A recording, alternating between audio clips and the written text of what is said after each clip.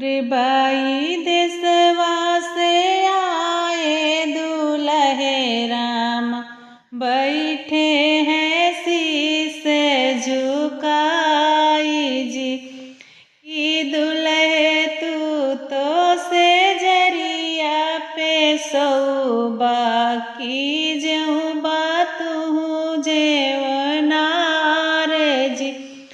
नहीं मोरी सासू से जरिया पे सौबै, नहीं हम जबै जेवनार जी। तोहरे नी घरवा में करी ना कुमारी, ओ नहीं से रचबै बियाह जी।